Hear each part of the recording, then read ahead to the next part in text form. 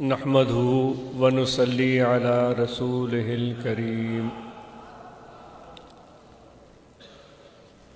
أما بعد فأعوذ بالله من الشيطان الرجيم بسم الله الرحمن الرحيم إنا عرضنا الأمانة على السماوات والأرض والجبال فأبين أن يحملنها وأشفقن منها وحملها الإنسان صدق الله مولانا العظيم وقال الله تبارك وتعالى في شان حبيبه بسم الله الرحمن الرحيم إن الله وملائكته يصلون على النبي يا أيها الذين آمنوا صلوا عليه وسلموا تسليما اللهم صل على سيدنا ومولانا محمد وعلى آله وأصحابه أجمعين. معزز حاضرین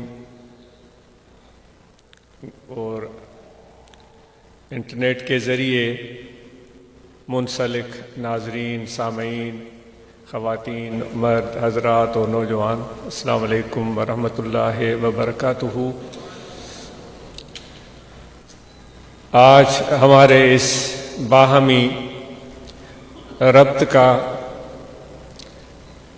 وجہ ہے، مقصد ہے، غرض ہے، اور امید ہے کہ ہم سب کو اس چیز کا علم ہوگا. شاید ابھی جو تھوڑی بہت کارروائی چلتی رہی اس میں بھی ہم نے اس کے متعلق سنا ہوگا کہ ہم سب اللہ تبارک و تعالیٰ کا ذکر اور اس کی یاد اور اس کی محبت کے لیے اکٹھے ہوئے ہیں. جتنے بھی موجود حاضرین ہیں یا دور دراز علاقوں میں بیٹھنے والے ہمارے احباب، تو یہ ہماری چاہت ہے. انسان ایک عجیب تخلیق ہے اللہ تبارک و تعالیٰ کی کہ اس کے خیالات اور سوچیں یکساں شاید کم ہی رہتی ہے، بدلتی رہتی ہے. دوسرے الفاظ میں کہیں کہ جب ہم دعا بھی کرتے ہیں تو دعا بھی ہماری بدلتی رہتی ہے، کیونکہ ہمارے مقاصد اور اغراض اور جو چاہتے ہیں وہ بھی بدلتی رہتی ہیں. یہ تو اس وقت ہم یہ کہہ رہے ہیں کہ اللہ تعالیٰ کے ذکر اور اس کی یاد کے لیے ہم جمع ہوئے ہیں، زبان سے کہہ رہے ہیں، اور دل میں اور ہمارے ذہن میں کیا چیز ہے وہ ہر ایک شخص خود جانتا ہے. کم از کم اتنا یقین ہے کہ ہم سب کے ذہن اور قلب میں کوئی ایک چیز ہو، یہ آسان بات نہیں ہے. اگر ایسا ہو جائے پھر تو سبحان اللہ، کیونکہ اللہ تعالیٰ خود فرماتا ہے کہ جب مختلف شکلوں، ذاتوں، قوموں، قبیلوں والے لوگ، رنگ و نسل کے لوگ ایک جگہ جمع ہوں اور ان سب کا مقصد ایک ہو، لا یریدون الا وجہہ، اور کچھ بھی نہیں چاہیں، صرف میری رضا چاہیں، یعنی کہ ایسی صورت زبانی کلامی تو ہم قائم کر کے دکھا سکتے ہیں، لیکن دل کی کیفیت کیا ہے تو اس چیز کو آپ خود جانتے ہیں. یہ تو ہماری چاہتے ہیں، یہ ہمارے سوچیں ہیں، یہ ہماری دعائیں ہیں، یہ ہمارے خیالات ہیں جو ہر روز بدلتے رہتے ہیں. گاہے چنی گاہے چنا، کبھی اوپر کبھی نیچے، کبھی کچھ، کبھی تولا کبھی ماسا. ایسے آدمی، ایسے لوگ جو اس معاملے میں اعتدال کا راستہ پکڑتے ہیں وہی تو کامل ہوتے ہیں. اور یہ چیز اتنی آسان نہیں ہوتی. لیکن آپ سے ایک سوال ہے کہ ہماری یہ چاہتیں اور خیالات اور دعائیں تو مختلف شاید ہوں، لگتا ہے ایسا ہے، واللہ ہمارے خیالات، ہماری چاہتیں، ہماری دعائیں، ہمارے غرض، ہماری غایتیں ایک جگہ بیٹھے ہیں، ایک حلقے میں بیٹھے ہیں، ایک طرف متوجہ ہیں، ایک گفتگو سن رہے ہیں، پتہ بھی ہے کہ اس محفل کا انعقاد کا غرض اور مقصد کیا ہے، لیکن آپ نے وہ بات نہیں سنی۔ بہاؤالدین نقشبند رحمۃ اللہ تعالی علیہ جب حج پر گئے تھے تو فرماتے ہیں ہم نے طواف کرتے ہوئے ایک حاجی کو دیکھا جو خانہ کعبہ کے غلاف کو پکڑ کر دعائیں کر رہا تھا، یا رب اے میرے پروردگار، اے میرے پروردگار۔ تو کہتے ہیں جب ہم نے اس کے دل کی طرف توجہ فرمائی تو ہمیں علم ہوا کہ اس کا دل وہاں موجود نہیں تھا، اس کا دل اللہ تعالیٰ کی بارگاہ میں موجود نہیں تھا، اس کا دل خانہ کعبہ کے قریب نہیں تھا، اس کے دل میں پیچھے کے خیالات، کام، مصروفیتیں، جو اپنی دنیاوی ضرورتیں تھیں وہ اس کے دل میں پھر رہی تھی۔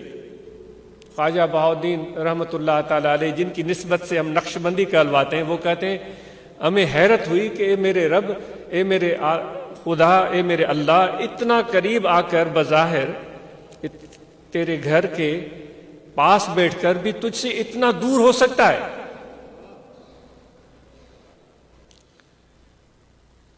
یہ چیز تو اس واقعے سے بھی نمایاں ہو جاتی ہے، لیکن سوچنے کی بات یہ ہے کہ خدا کیا چاہتا ہے، اللہ کیا چاہتا ہے، اور اس کی چاہت اور اس کی تمنا یا اس کا ارادہ ہم سے، ہمارے متعلق کیا ہے۔ جو یہاں بیٹھے ہوئے ہیں، جو دور بیٹھ کر سن رہے ہیں، ان سے خدا کیا چاہ رہا ہے۔ مجھ جیسا خطا کار انسان اس قابل تو نہیں ہے اور نہ اتنا علم ہے، لیکن جو اولیاء اللہ نے فرمایا ہے، جو اولیاء اللہ کی تعلیم اور ان کی ارشادات سے بات معلوم ہوئی ہے، اس کے مطابق ہم کوشش کرتے ہیں۔ آپ سے سوال ہے، آپ کیا سوچتے ہیں کہ اللہ تعالیٰ اس وقت کیا چاہ رہا ہے؟ کیونکہ ہم بظاہر تو اس کے نام پر جمع ہوئے ہیں، اس کی محبت میں جمع ہوئے ہیں، اور پھر اپنے ارادوں کی بات ہوئی، دعاؤں کی بات ہوئی، اس میں بھی یہ بات کچھ اونچ نیچ کا شکار نظر آ رہی ہے۔ لیکن خدا کیا چاہتا ہے، یہ تو بات بڑی اہم ہے، بہت ہی زیادہ اہم ہے۔ خدا جو چاہتا ہے اس کی چاہت کو سمجھ لینا، اس کو پا لینا، یہ بھی بہت بڑا علم ہے۔ اس کو معرفت بولتے ہیں، اس کو معرفت بولتے ہیں۔ تصوف کی راستے پر چلنے کا مقصد ہی یہ ہوتا ہے کہ اللہ تعالیٰ کی چاہت کیا ہے، اس کی مرضی کیا ہے، اس کی خوشنودی کیا ہے، اس کی پسند کیا ہے، اس کو سمجھ لینا۔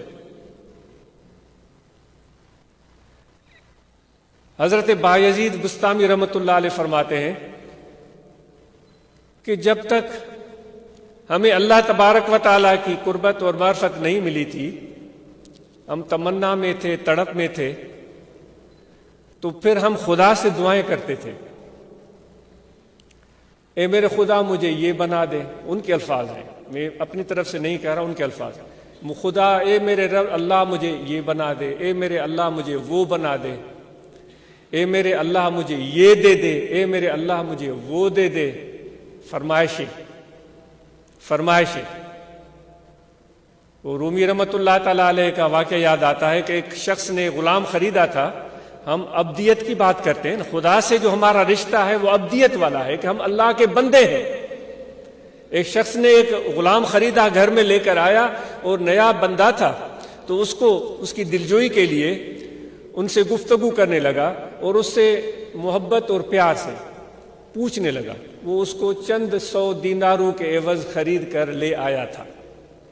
اس زمانے میں غلاموں کی خرید فروخت ہوتی تھی، تو وہ شخص لے کر آیا، اس کی دلجوئی کے لیے اسے پوچھنے لگا کہ مجھے اپنا نام تو بتائیں، آپ کا نام کیا ہے؟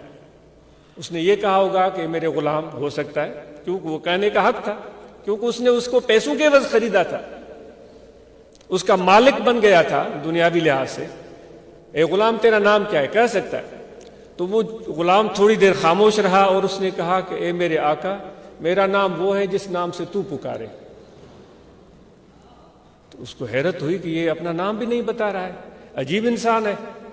تھوڑی دیر کے بعد پوچھا کہ اے میرے غلام مجھے یہ بتا تجھے کھانا کون سا پسند ہے. تھوڑی دیر وہ پھر خاموش رہا اور خاموش رہنے کے بعد کہا کہ میرے آقا جو تجھے پسند ہے میرے لیے وہ مجھے پسند ہے. اب تھوڑا اس کو ناگوار گزرا کہ یہ سیدھی گفتگو نہیں کر رہا ہے. پھر تیسری بات اس نے پوچھی کہ تجھے کس لباس کس رنگ کے کپڑے چاہیے اے میرے غلام. تو اس نے پھر تھوڑی دیر کے لیے توقف کیا, سوچا اور پھر عرض کیا کہ میرے آقا جس رنگ کے آپ پہنائیں گے وہ مجھے پسند ہے. تو اس کے آقا اس کا مالک ناراض ہو گیا, اس کو کہنے لگا تو 2 ٹکے کا غلام, میں ابھی خرید کر کے لایا ہوں, تو مجھ سے اس طرح بات کرتا ہے. میں تجھ سے تیری پسند پوچھتا ہوں, تیرا نام پوچھتا ہوں, تیرا طعام پسندیدہ پوچھتا ہوں, تیرا پسندیدہ لباس پوچھتا ہوں, تو مجھے اس طرح کہتا ہے کہ یہ جو تجھے پسند ہو, جو تجھے پسند ہو, یہی جواب ہوتا ہے. تو غلام کی آنکھوں میں آنسو آ گئے. اس نے کہا میرے آقا جب میں غلام ہوں, میں عبد ہوں, آپ میرے آقا ہیں, تو مرضی آپ کی چلنی چاہیے, میری مرضی نہیں چلنی چاہیے. اگر میں اپنی مرضی چلاؤں کہ مجھے یہ طعام چاہیے, مجھے یہ لباس چاہیے, مجھے یہ چیز پسند ہے, تو عبدیت کی بندگی کے یہ بات سراسر خلاف ہے. سمجھ رہے ہیں آپ؟ تو اللہ تبارک و تعالی ہم سے کیا چاہتا ہے؟ ہم اس سے عبدیت کا رشتہ جوڑے بیٹھے ہیں. اور جس طرح حضرت بایزید بستامی رحمۃ اللہ علیہ فرماتے ہیں, پہلے ہم یہ دعا کرتے تھے اے میرے مولا مجھے یہ بنا دے, اے اللہ مجھے وہ بنا دے, اے اللہ مجھے یہ دے دے, اے میرے اللہ مجھے وہ دے دے. وہ فرماتے پھر کہتے ہیں کہ جب ہم خدا کے قریب ہوئے اور خدا کی پہچان ملی, تو پھر ہم اللہ تعالیٰ سے کہنے لگے کہ پروردگار تو میرا ہو جا, اے میرے رب تو میرا ہو جا, پھر میرے ساتھ جو تو چاہے وہ کر, میرے ساتھ جو تو چاہے وہ کر, لیکن تو میرا ہو جا. یہ سوچنے والی بات ہے. یہ واقعہ واعظ نصیحت کا ایک لذت کے لیے نہیں ہے, یہ غور و فکر کے لیے. تو میرے دوست وہ جو بایزید کہہ رہے ہیں جو تو چاہے وہ میرے ساتھ کر, لیکن تو میرا ہو جا. وہ عربی میں کہتے ہیں ملہ المولا فلہ الکل, جس کا رب اس کا سب. جو اس وقت میں نے آپ سے سوال پوچھا تھا, آپ نے ضرور دل میں یہ بات رکھی ہوگی کہ خدا کیا چاہتا ہے. جو ناقص علم ہے, جو میں نے پڑھا ہے یا دیکھا ہے, خدا صرف یہ چاہتا ہے کہ تم میرے قریب رہو, بس میرے پاس رہو, میرے در پر رہو, میرے بارگاہ میں رہو. اے میرے پروردگار میں تو بڑا گناہگار ہوں, میں نے تو نمازیں بھی نہیں پڑھی, میں نے تو روزے بھی رکھے نہیں, میں نے تو ظلم کیے ہیں, میں نے تو چوری کی ہے, میں نے تو ڈاکہ ڈالا ہے, میں نے تو بڑے برے کام کیے ہیں. اللہ تعالیٰ فرماتا ہے تو جیسا بھی ہے تو میرا ہے, میری بارگاہ میں آ جا, میرے پاس آ جا. اے پروردگار میں تو ایمان سے اپنے آپ کو خارج سمجھ رہا ہوں, میں تو مسلمانی کی حقیقت جو ہونی چاہیے وہ میرے اندر اس کی بو بھی نہیں ہے. اللہ تعالیٰ فرماتا ہے اگر تو اسلام سے نکل بھی گیا ہے تو بھی میرے پاس آ جا. لا تقنطوا من رحمت اللہ ان اللہ یغفر الذنوب جميعا. اللہ تعالیٰ خود اعلان کرتا ہے میری رحمت سے کبھی بھی مایوس نہ ہو. یہ کوئی انسان کی دربار نہیں, کوئی بادشاہ کی دربار نہیں, کوئی وزیر کی, وڈیرے کی, یا کسی طاقتور انسان کی, کسی چودھری یا کسی پیر یا کسی بڑے نامدار کی درگاہ نہیں. یہ میری درگاہ ہے, اس کا شان ہی نرالا ہے. کبھی بھی میری رحمت سے مایوس مت ہونا. تم جیسے بھی ہو میرے قریب رہو, میری درگاہ میں رہو, میری بارگاہ میں رہو. تو یہ صرف ایک کام ہم کرنا چاہتے ہیں. اللہ تعالیٰ جی جو چاہ رہا ہے کہ میرے قریب رہو, بس یہ کام ہمیں کرنا. اور پھر ہمیں مرشد نے کیا بتایا, جیسے ہی تم ذکر کرو گے تو اللہ تبارک و تعالیٰ کی بارگاہ میں تم یاد کر دیے جاؤ گے. یاد کون ہوتا ہے؟ وہی ہوتا ہے جو قریب ہوتا ہے. تو اس لیے سب سے پہلی بات یہ ہے کہ ہم اللہ تعالیٰ کی اس پسند کو اور چاہت کو سمجھنے کی کوشش کریں کہ جو بھی حال ہے، جیسا بھی حال ہے، ہم اس کی بارگاہ میں رہیں، اس کے حضور میں رہیں۔ اور اس کا حضور کیسے ملے گا؟ جو خدا سے پیار کرتے ہیں، جو خدا کو پہچانتے ہیں، جو اللہ سے محبت کرتے ہیں، جب ان کے قریب آ جاتے ہیں تو ہم خدا کی بارگاہ میں پہنچ جاتے ہیں۔ تو اس لیے یہ صحبتیں، یہ طریقت، یہ تصوف، یہ محبت، یہ ادب، یہ اس لیے ہوتا ہے۔ جتنے بھی ہم احباب یہاں بیٹھے ہیں، آپ اور ہم سب کو معلوم ہے کہ اس وقت ہمارا یہ خطہ سندھ، بلوچستان، کچھ پنجاب کے علاقے کس مشکل صورتحال سے دوچار ہے۔ اس کا تذکرہ ہم تقریباً ہر روز یہاں سنتے تھے۔ دوست تقریباً گزشتہ کچھ دنوں میں تشریف لاتے رہے اور وہ بتاتے رہے کہ ہمارے علاقے میں اس طرح کی صورتحال ہے، اتنا پانی آ گیا، اتنے گھر ڈہ گئے، اتنے لوگ بے سر و سامانی کے عالم میں ہیں، ان کے جانور مال مویشی مر گئے، ان کے بچوں کی وفات ہو گئی، ان کے کھیت کھلیان وہ پانی کی زیادتی کی وجہ سے وہ ان کی فصلیں برباد ہو گئی، اور وہ بیچارے اس عالم میں ہیں کہ یہ بھی سننے کو ملا یہاں قریب کا واقعہ، کنجارو کے قریب کا واقعہ، کہ اس قدر پانی تھا ہر طرف کہ اس قسمہ پرسی میں بچے کی وفات ہو گئی، اور ان بیچاروں کو تدفین کی جگہ نہیں مل رہی تھی کیونکہ ہر طرف پانی ہی پانی تھا۔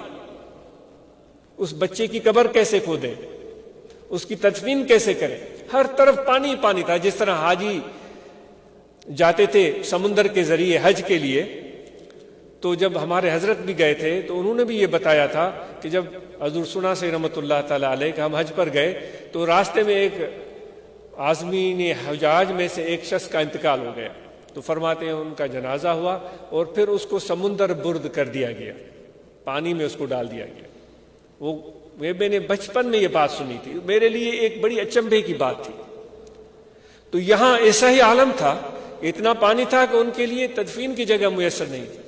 تو جماعت کے احباب آج مل جل کر اس پر غور و فکر کر رہے ہیں کہ ہم اس صورتحال میں ان متاثرین کی کیسے مدد کر سکتے ہیں، اور ہم سب اپنی طرف سے جو بھی کر سکتے ہیں اس معاملے میں کسی پس و پیش سے کام نہ لیں۔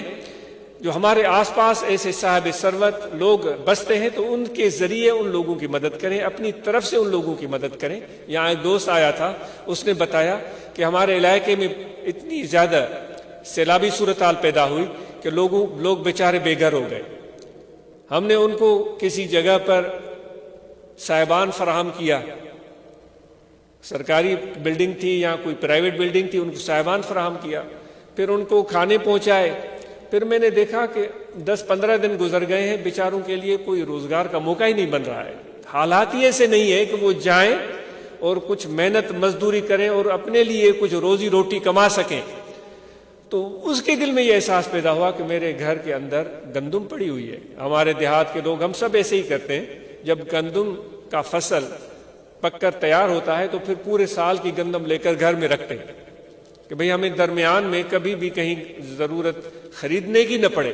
تو وہ کہتے ہیں کہ میں نے جا کر اپنے گھر کے اندر چیک کیا، وہ سال کی گندم موجود تھی، میں نے اس گندم میں سے وافر مقدار جتنا بھی مجھ سے ہو سکا وہ نکالا، اپنی بیوی سے مشورہ کیا، اپنے بچوں سے مشورہ کیا، وہ گندم لے کر میں ان کے پاس گیا کہ آپ کما نہیں سک رہے ہیں تو یہ گندم آپ کے لیے حاضر ہے، آپ جائیں اور اس کے ذریعے اپنی بھوک مٹائیں، اپنی ضرورت پوری کریں۔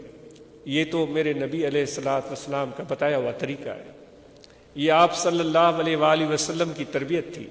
صحابہ کی یہ کیفیت تھی، وَيُؤْثِرُونَ عَلَىٰ أَنفُسِهِمْ وَلَوْ كَانَ بِهِمْ خَصَاصَةٌ، وہ خود ضرورت مند ہوتے تھے، خود بھوکے ہوتے تھے، لیکن حضور علیہ الصلوۃ والسلام کے جانثار صحابی اپنی ضرورت کو بھلا کر، اپنی بھوک کو بھول کر اپنے بھائیوں کو کھلاتے تھے۔ حضور علیہ الصلوۃ والسلام کی خدمت میں ایک شخص آیا تھا، تو آپ صلی اللہ علیہ وآلہ وسلم نے اس کی مہمانی کرنا چاہیے، کیونکہ آپ بڑے مہمان نواز، بڑے سخی، ان سے بڑھ کر تو کوئی مہمان نواز اور سخی نہیں ہوا۔ تو گھر سے معلوم کروایا، گھر سے جواب آیا کہ گھر میں کچھ بھی نہیں، بلکہ اتنے دن ہو گئے ہیں کہ گھر کا چولہا بھی گرم نہیں ہوا ہے۔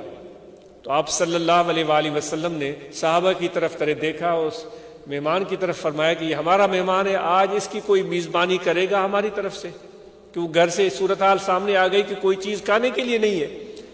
تو ایک صحابی کھڑا ہوا، اس نے عرض کیا یا رسول اللہ صلی اللہ علیہ وسلم یہ سعادت مجھے عطا فرما دے۔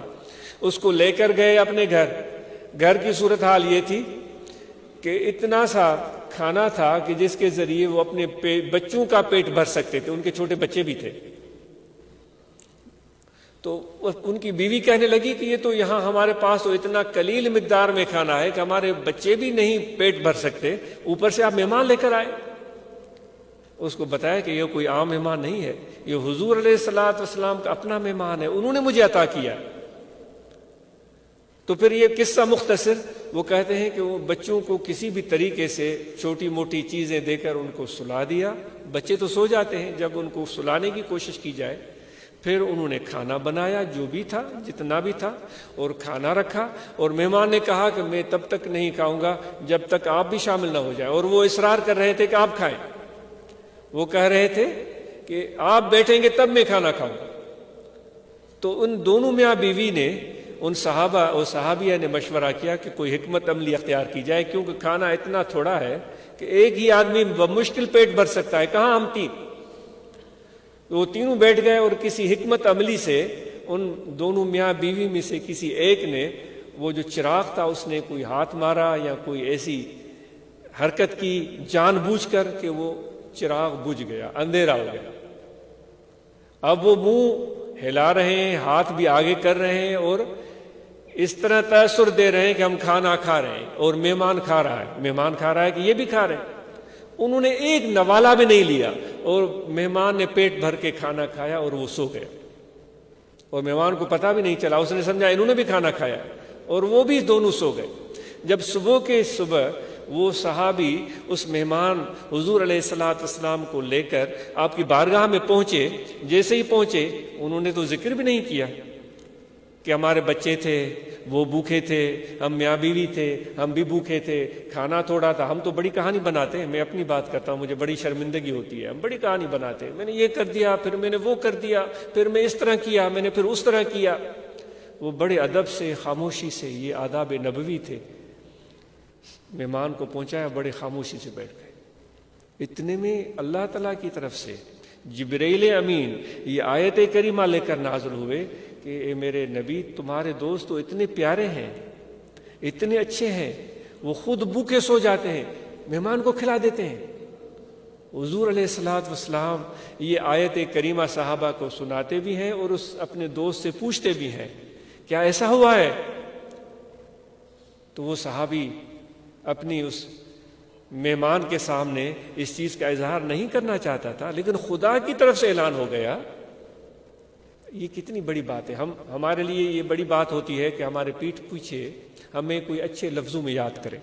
کہتے ہیں کہ بھئی اگر آپ کے اوپر صاحبان ہے، گھر میں کھانا ہے، لباس پہننے کو ہے، آپ کا اخلاق اور عادات اچھے ہیں، لوگ آپ کے پیٹھ پیچھے آپ کی شکایت نہیں کرتے، تو یہ بھی اچھی بات ہے، یعنی آپ ٹھیک جا رہے ہیں۔ لیکن اگر آپ کے پیٹھ پیچھے آپ کو اچھے الفاظ میں یاد کرتے ہیں، بھئی وہ سخی ہے، وہ مہربان ہے، وہ بڑا اچھا انسان ہے، درد مند دل رکھتا ہے، تو کہتے ہیں یہ انسان کی کامیابی ہے، یہ ایک انسان کی کامیابی ہے۔ اور چجائے وہ اعلان ایک انسان نہیں کر رہا ہے، اللہ تعالیٰ کی طرف سے اعلان ہو رہا ہے کہ یہ انسان جو ہے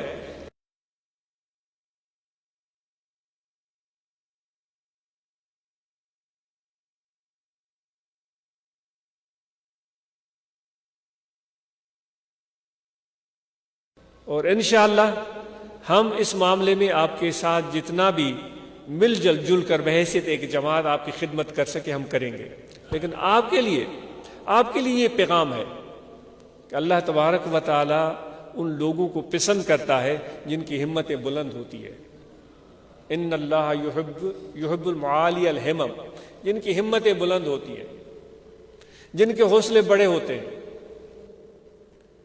جو کبھی بھی نہیں گھبراتے، جو خدا پر بھروسہ کرتے ہیں، جو اپنی ہمت پر بھروسہ کرتے ہیں، جو مشکل ترین صورتحال میں بھی ڈٹ جاتے ہیں اور اپنی ہمت اور حوصلہ سے اس مشکل کو، اس مصیبت کو شکست دے دیتے ہیں۔ تو آپ نے اپنے رب پر بھروسہ کرنا ہے، اپنی ذات کو پوری طرح سے کارآمد بنانے کے لیے محنت کرنی ہے، اپنے فصلوں میں محنت کرنی ہے، اپنے مویشی مال پانچے مال مویشی میں محنت کرنی ہے، پانچے جانورن میں محنت کرنی ہے، پانچے فصلن میں محنت کرنی ہے، پانچے گھر ٹھائن میں محنت کرنی ہے، پانچے بچن بارن سا گجی محنت کرنی ہے۔ اوہاں کے یہ جو کا نقصان تھی چکو ہے یا انشاءاللہ انہن صرف 4 مہینن میں یا ود میں ود 1 سال میں ان سجے نقصان کی بھرپائی کرنی ہے۔ ان متاثرین کے ہتے اچے ہتے اسپیکر لاؤڈ اسپیکر تے بھی بدھائنو ہے تو سائیں اساں جو ایڈو نقصان تھیو ہوयो، لیکن الحمدللہ اللہ جے مہربانی سان، اللہ تعالیٰ جے فضل سان اساں محنت کئی، اساں کوشش کئی، فصلن میں محنت کئی، اساں ہر ہلایو، اساں ٹریکٹر ہلایا، پانچے جانورن میں محنت کئی، انہن جے کاروبار میں محنت کئی، پانچے گھر ٹھائن میں ہمت کئی، حوصلے سان کم ورتو۔ اج اساں جو گھر بھی ٹھئی ویو ہے، اج اساں جا جانور بھی آہن، اساں جو فصلوں بھی، اساں جا جے زمینوں بھی آہن وہ خوب سرسبز ऐं शादाब آہن۔ ان سونی ॿुधण जो असांजा कन इंतज़ार कंदा ऐं बहितरीन मिसाल हूंदो सभिनी माण्हुनि जे आॾो उठ बांध कमर क्या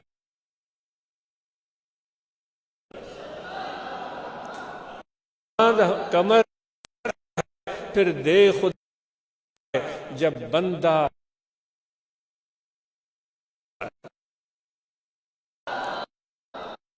बिगाड़ है हिम्मत से खुदा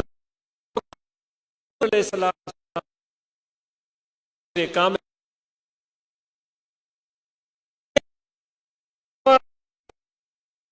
کبھی ایسا بھائی کریں روتے رہے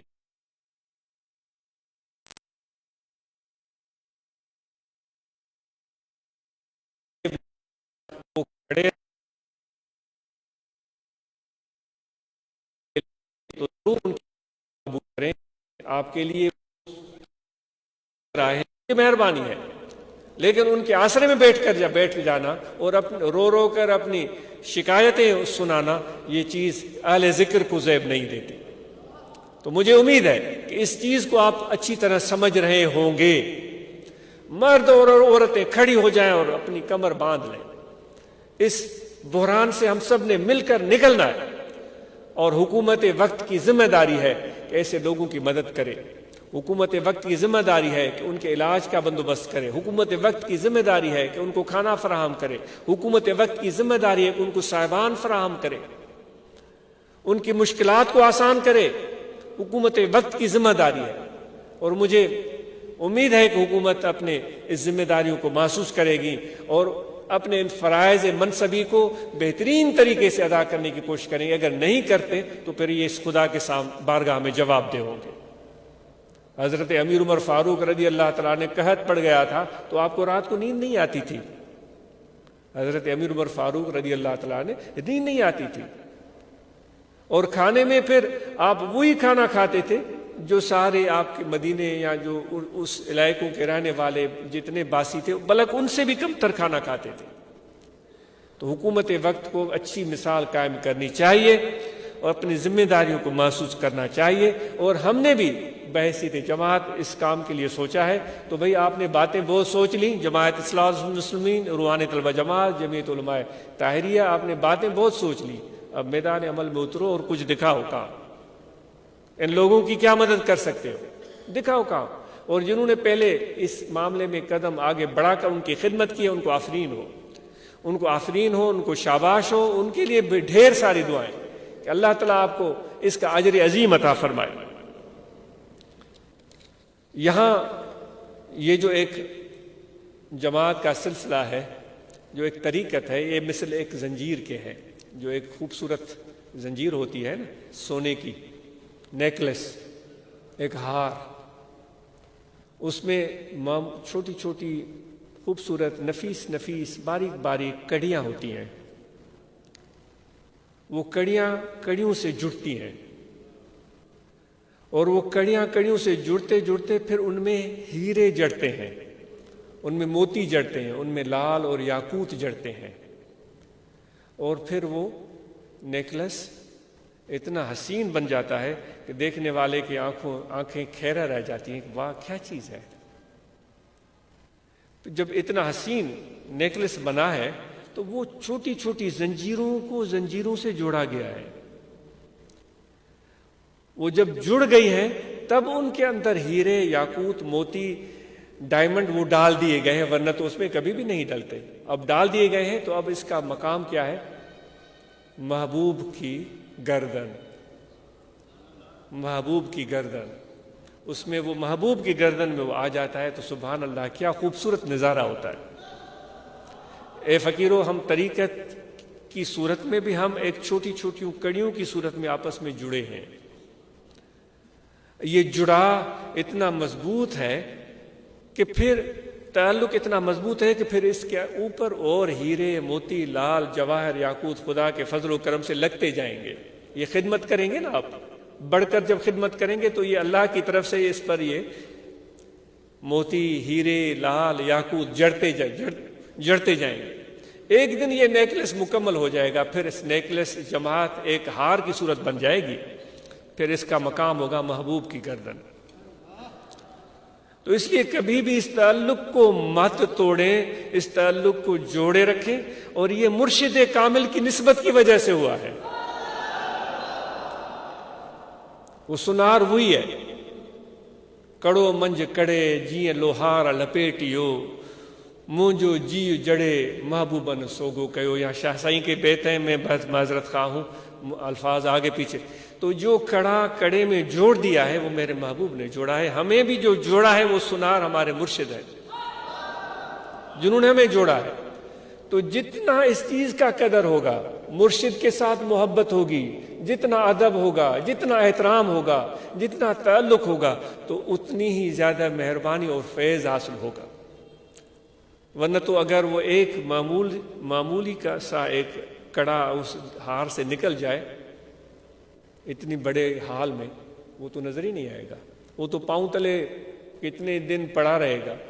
اگر ایسے ہی رہا، کسی کے ہتھے چڑھ گیا تو اس کو پتہ بھی نہیں ہوگا کہ یہ کتنا قیمتی ہے۔ اگر وہ جڑا رہے اس ہار میں تو پھر وہ صرف ایک کڑا نہیں ہوتا، وہ ایک ہار ہوتا ہے، ایک نیکلس ہوتا ہے۔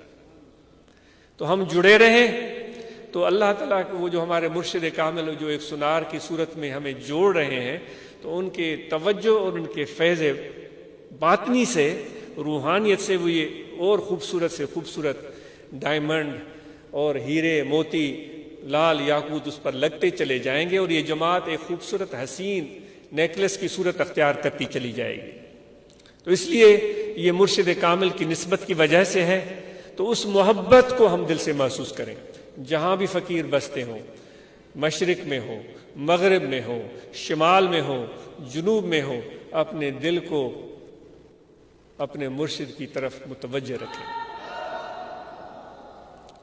آنکھیں بند کریں تو دل کے آئینے میں محبوب کی تصویر نظر آئے۔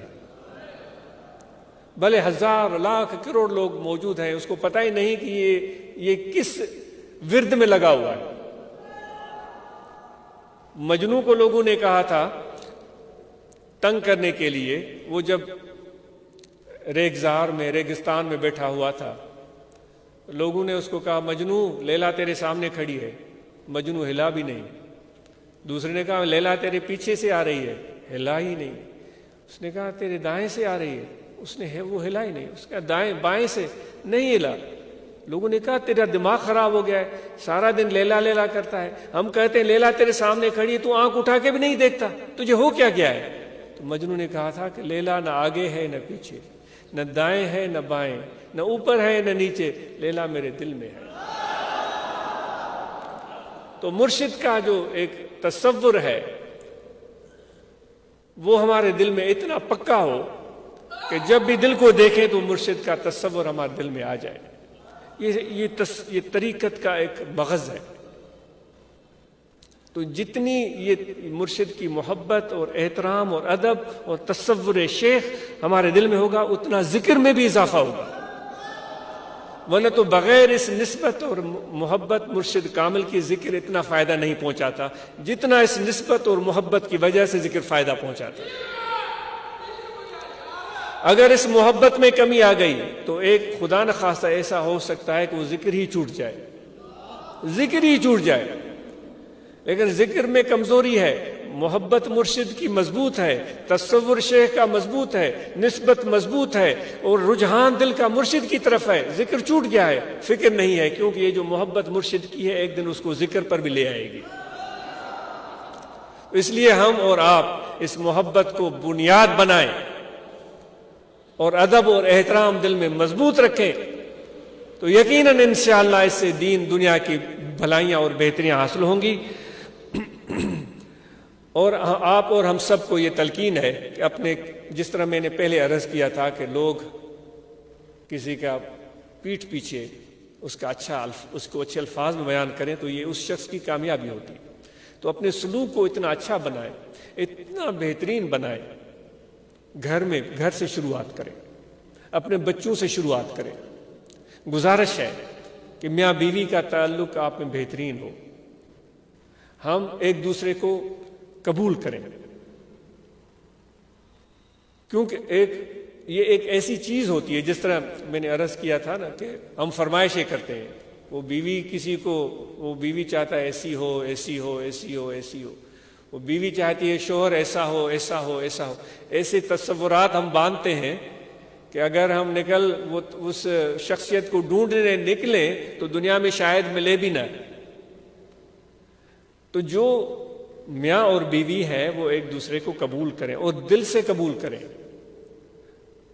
اور اپنی اس رفاقت کو بہترین رشتے میں تبدیل کریں جس میں اعتماد ہو، جس میں محبت ہو، جس میں عزت ہو. اگر آپ اپنی بیوی کی عزت نہیں کرتے تو پھر کیسے حضور علیہ الصلوۃ والسلام کے امتی ہیں؟ آپ صلی اللہ علیہ وآلہ وسلم اپنے ازواج مطہرات کو کتنی شفقت اور کتنی عزت دیتے تھے، اور بیوی کو چاہیے کہ اپنے شوہر کو عزت دے.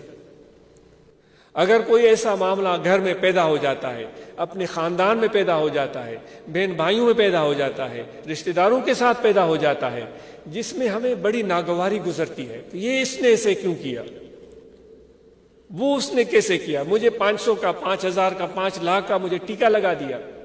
اگر حضور کے امتی ہیں، اگر میرے حضور کے آپ نقش قدم پر چلنے والے ہیں، اگر آپ نقش بندی، غفاری، بخشی اور نسبت سے وابستہ ہیں، پھر آپ کی ذمہ داری یہ بنتی ہے کہ درگزر کریں، بھول جائیں. اللہ تبارک و تعالیٰ آپ کو اس کے بدلے میں اتنا کثرت سے دے گا کہ آپ اور ہم کے تصور اور گمان بھی وہاں تک نہیں پہنچ پائے گا. فساد اور فتنے سے بچنے کی بات ہو رہی ہے. وہ ڈنڈے لے کر نکل پڑتے ہیں، تو نے میرا پانی توڑ دیا، تو نے مجھے بنو سیرے چڑھیو، تو مکھے ہی کہو. وہ ڈنڈا لے کر نکلا، وہ بھی ڈنڈا لے کر نکلا، اور ڈنڈوں کے بعد جو ہے وہ کلاڑیوں تک بات چلی گئی، پھر وہ بندوقوں تک بات چلی گئی. اے فقیروں، کبھی بھی اس طرح ہم سب کو یہ چیز ہمیں لائق، ہمیں سزاوار نہیں ہے، ہمیں جچتی نہیں ہے. کبھی بھی اس طرح فتنے و فساد میں کبھی بھی ہم میں سے کوئی بھی فقیر اس طرح فتنے و فساد میں نہ پڑے. ماشاءاللہ آپ کی تو مصالحتی کمیٹیاں بنی ہوئی ہے، مرکزی صوبائی مصالحتی کمیٹیاں بنی ہوئی، آپ ان کے ساتھ جائیں، ان کے ساتھ ملیں، ان سے مدد حاصل کریں. اور جتنا اللہ تعالیٰ فرماتا ہے میں صبر کرنے والوں کے ساتھ ہوں، ان اللہ مع الصابرین. صبر جو کرتے ہیں، جو اللہ تعالیٰ پر یقین رکھتے ہیں، اللہ تعالیٰ فرماتا ہے میں ان کے ساتھ ہوں. بھائی اللہ جب آپ کے ساتھ ہے تو آپ کو اور کیا چاہیے؟ وہ عورت تھی نا، جب بادشاہ خوش ہوا تھا، اس نے کہا جو کچھ بھی مجھ سے مانگو کہ میں تمہیں دے دوں گا. تو لوگ آئے، کسی نے کہا کہ مجھے 10,000 چاہیے، کسی نے کہا مجھے 10 جریب چاہیے، کسی نے کہا کہ مجھے گھر چاہیے، کسی نے کہا مجھے جاگیر چاہیے. بادشاہ دیتا چلا گیا. اس دن کو وہ بڑے خوش تھا. ایک بوڑھی خاتون آئی، اس نے کہا میرا بھی سوال ہے. بادشاہ نے کہا بھائی تجھے کیا چاہیے؟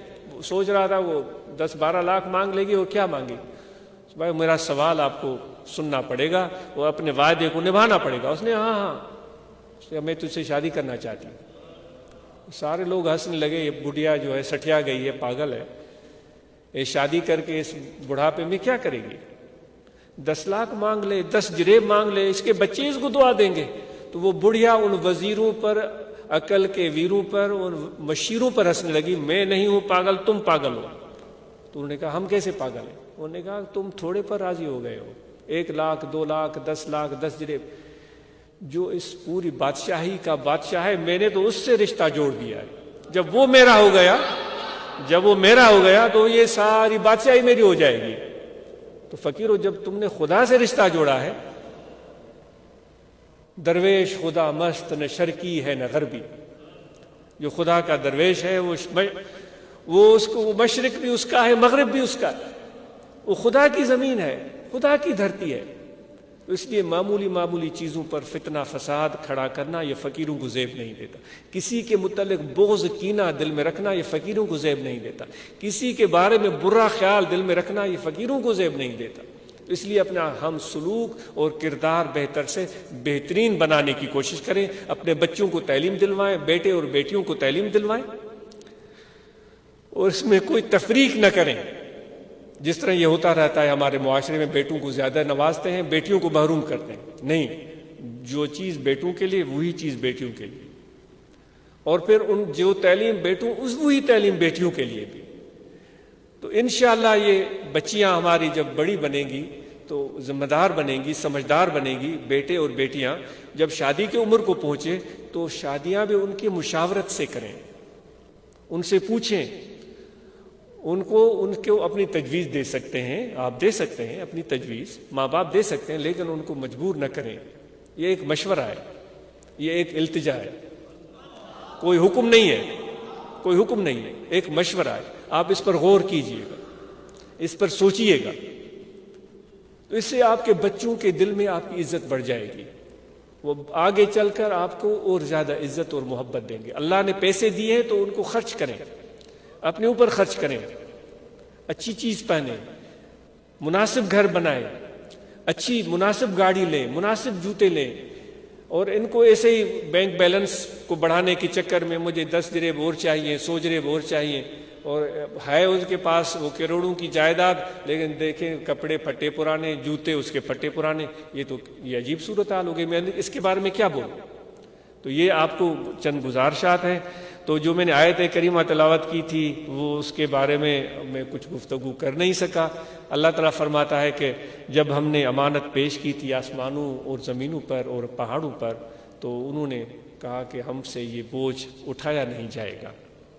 انہوں نے کہا تھا، آسمانوں نے، زمینوں نے، پہاڑوں نے، جو اس میں جو بھی چیزیں آ جاتی ہیں، انہوں نے کہا ہم سے اٹھایا نہیں جائے گا۔ اللہ تعالیٰ فرماتا ہے پھر میں نے انسانوں کی طرف دیکھا، امانت تو دینی تھی، کیونکہ یہ خدا کی مرضی تھی۔ ابھی وہ بات ہو رہی تھی نا، باعث بستامی کہتا تھا، پہلے میں کہتا تھا مجھے یہ بنا دے، مجھے وہ بنا دے، مجھے یہ دے دے، وہ دے دے، میرا کافی وقت اس میں لگ گیا۔ جب خدا کی معرفت مجھے ملی، قریب ہوا، تو پھر مجھے بات سمجھ میں آئی۔ میں نے کہا کہ مجھے اپنا بنا لے، پھر جو میرے ساتھ چاہے تو کر، تجھے اجازت ہے۔ تو میرے دوستو، تو وہ جب انسان نے دیکھا خدا یہ امانت کے لیے کہہ رہا ہے، تو انسان نے کہا کہ اگر تیری یہ مشیت ہے تو ہمارا سر حاضر ہے۔ تو پھر اللہ تعالیٰ فرماتا ہے، وہ الفاظ جو ہیں وہ آپ خود پڑھیے گا، انہو کان ظلومن، یا جو بھی ہے آیت میں دیکھیے گا اس کو۔ تو میرے دوستو، اس لیے وہ امانت کیا ہے وہ بات آپ سب جانتے ہیں، یا کبھی موقع ملا تو اس پر گفتگو ہوگی۔ آخر میں ذکر کی تلقین ہے، یہاں توجہ رکھیں، دل میں کھڑے بیٹھے لیٹے سوئے جاگے ہر وقت دل ذکر کر رہا ہے، اللہ اللہ اللہ اللہ اللہ۔ سب احباب کو ذکر کی دعوت ہے، اور کل بھی ذکر کا پہلے بھی طریقہ عرض کیا گیا، دعائیں بھی پڑھائی گئی ہیں۔ انشاءاللہ ذکر کریں، مراقبہ کریں، شجر عالیہ یاد کریں، اور اس کے ساتھ جو ہے وہ ختم شریف پڑھا کریں، اور رابطے میں رہا کریں، ذکر کے حلقے قائم کریں، نماز 5 گانا، اور جو پہلے عرض کیا گیا جو فرائض شرعی ہیں ان سب کا اہتمام ہم کریں۔ رمضان کے مہینے میں روزے رکھنا ہم پر واجب ہے، زکوٰۃ دینا صاحب نصاب پر واجب ہے، حج کرنا صاحب حیثیت پر لازم ہے۔ تو ہم ان فرائض کو پوری طرح ادا کریں، باقی ذکر کریں، مراقبہ کریں، اور نسبت محبت اور ادب مرشد کے ساتھ رکھیں۔ اللہ تعالی ہم اور آپ کو توفیق عمل عطا فرمائے۔ جی کوئی کمی بیشی ہوئی ہو تو معذرت خواہ ہیں. جو انتظامات دوستوں نے کیے ان کے لیے دعائیں ہیں، خیر ہے. اور آپ سب احباب آج جو ہے نا ایک کام ضرور کیجیے گا کہ کچھ نہ کچھ جو ہمارے متاثرین ہیں اس کے حوالے سے کچھ فیصلہ کر لیجیے گا، جو بھی آپ کر سکتے ہیں. اور دوسرا کام یہ کیجیے گا مرد اور عورتیں بھی کہ اپنے ماحول کو، جو ہمارا ماحول ہے، ہمارا گھر ہے، ہماری گلی ہے، ہمارا گاؤں ہے، ہمارا محلہ ہے، اس میں جو گندگی غلاظت کے ڈھیر ہوتے ہیں اس کو صاف کرنے کی ضرور کوشش کیجیے گا. 2 دن ہوئے ہیں یہاں ایک شخص نے کھڑے ہو کر تقریر کی تھی، اس کے بعد میں نے عاجز نے اس طرف توجہ دلائی تو اس دوست نے وہاں سے تصویریں بھیجی. اس نے جھاڑو پکڑا ہوا ہے اور وہ اپنے گھر کو بھی جھاڑو دے رہا ہے اور گلی کو بھی صاف کر رہا ہے، کیونکہ اللہ تعالیٰ فرما رہا ہے ان اللہ یحب المتطہرین، جو زیادہ صفائی کا خیال رکھتے ہیں اللہ تعالیٰ ان سے زیادہ پیار کرتا ہے. بہت شکریہ.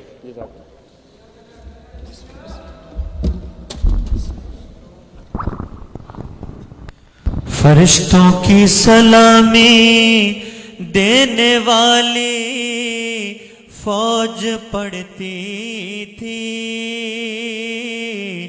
جناب آمنہ سنتی تھی، یہ آواز آتی تھی، یا نبی سلام علیکہ، یا نبی سلام علیکہ، یا رسول سلام علیکہ، یا حبیب سلام علیکہ، یا حبیب سلام علیکہ، صلوات اللہ علیکہ، صلوات اللہ علیکہ. رنج و غم کھائے ہوئے ہیں،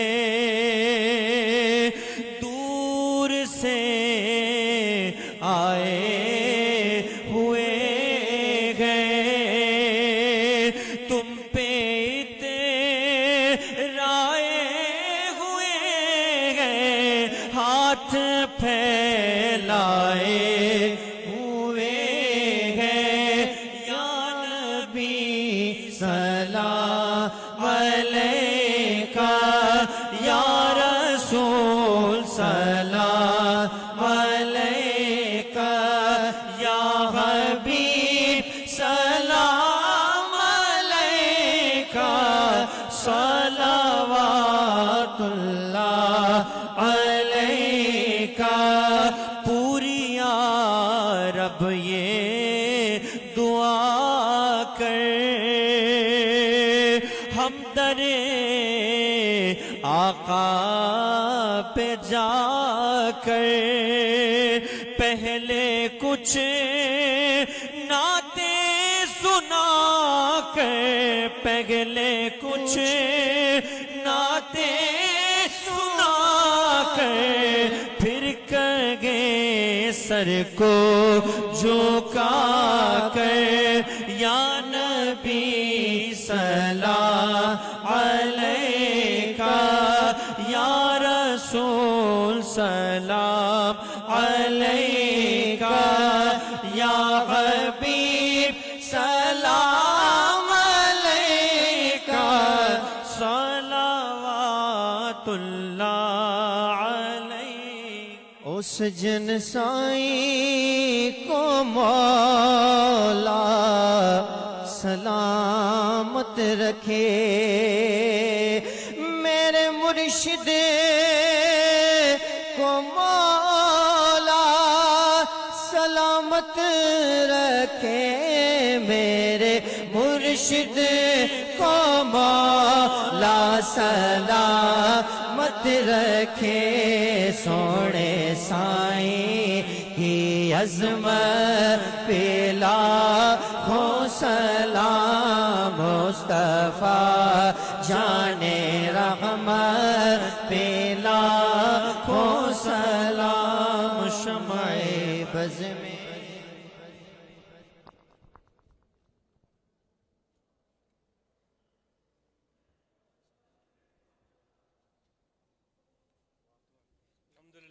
العالمين. اللهم صل على سيدنا مولانا محمد وعلى آله وصحبه أجمعين. اللهم ربنا آتنا في الدنيا حسنة وفي الآخرة حسنة. صلی اللہ تعالی علی خیر خلقہ نور عرشی سیدنا مولانا محمد وعلى آله وصحبه أجمعين برحمتہ. آپ سب کا بہت شکریہ. اللہ الله أكبر الله أكبر الله أكبر الله أكبر أشهد أن لا إله إلا الله أشهد أن لا إله إلا الله أشهد أن محمد رسول الله أشهد أن محمد رسول الله حي على الصلاة حي على الصلاة حي على الفلاح حي على الفلاح. الله أكبر الله أكبر لا إله إلا الله.